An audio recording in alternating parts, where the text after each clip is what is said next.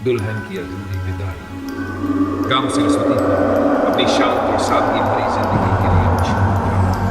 यहाँ के लोग आपस में प्यार और सहयोग से रहते थे, लेकिन गांव का एक हिस्सा हमेशा सुनसान रहता था। गांव के पुराने पीपल के पेड़ के पास यह जगह अधूरी विदाई का पेड़ कहलाती थी।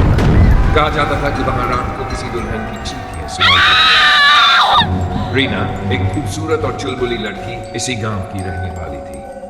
उसकी शादी गांव के ही राजेश से तय हुई थी। दोनों एक दूसरे को बचपन से जानते थे और उनकी शादी से पूरे गांव में खुशी का माहौल था। शादी का दिन आया।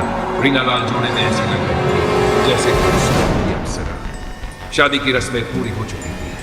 हर तरफ ढोल नगाड़ों की आवाज गूंज रही थी। लेकिन उसी समय गांव के एक शादी गंगा ने रीना को देखकर कहा, इस दुल्हन के माथे पर कुछ अजीब साया है, इसे संभाल कर रखना। सबने इसे अंधविश्वास मानकर नजरअंदाज कर दिया। शादी के बाद विदाई का समय आया। रीना अपने माता पिता को छोड़ते हुए बहुत रो रही थी। जब विदाई की गाड़ी की उस पुराने पेड़ के पास पहुंची, तभी अचानक चारों तरफ गाड़ी में बैठे लोग मुझे नहीं जाना, ये जगह मुझे बुला रही है। सब हैरान रह गए। राजेश ने रीना को शांत करने की कोशिश की, लेकिन तभी गाड़ी में बत्ती अचानक फट गई और रीना बेहोश हो गई। रीना को बेहोशी की हालत में उसके ससुराल लाया गया। सबने इसे सामान्य माना, लेकिन अगली सुबह जब राजेश उसे जगाने गया तो देखा कि वह बेजान पड़ी थी।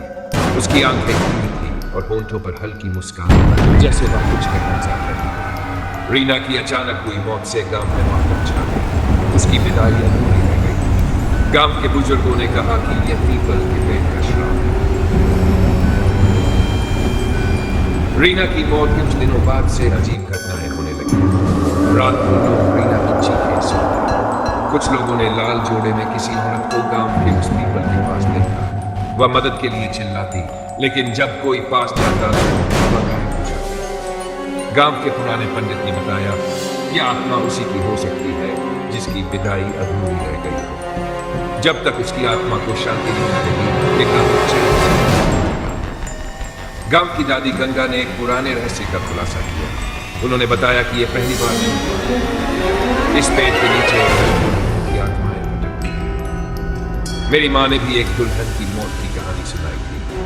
हर बार शादी के दिन कोई हादसा होता है और विदाई अधूरी रह जाती है। दादी ने बताया कि यह श्राप वर्षों से एक दुल्हन जिसका नाम सावित्री हुआ तो उसके ससुराल वाले ने उसकी आत्मा और तभी से रीना की आत्मा ने भी गांव के कई लोगों को डराना शुरू कर दिया।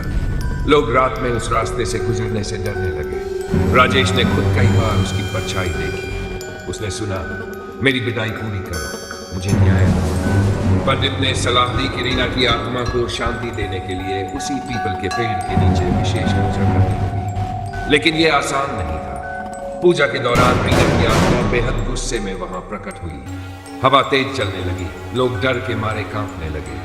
राजेश ने हिम्मत दिखाते हुए कहा, रीना, मैं तुम्हारी विदाई पूरी करूंगा, तुम्हारा अधूरा सपना पूरा होगा, लेकिन हमें बताओ कि तुम्हारी मौत का कारण क्या है। रीना की आत्मा ने खुलासा किया कि उसकी मौत प्राकृतिक थी। शादी के दिन रीना ने राजेश के चचेरे भाई को किसी गुप्त बात करते सुना था। उसे मारने के लिए उसके खाने में जहर मिलाया गया था। सच्चाई सामने आने के बाद राजेश ने अपने चचेरे भाई को पुलिस के हवाले किया। फिर रीना की अधूरी विदाई पूरी की गई। पूजा के बाद पीपल के पेड़ की भयानकता, लेकिन क्या याद काम अब शांत हो गया। लेकिन एक रात किसी ने फिर से उस पीपल के पेड़ के पास लाल जोड़े।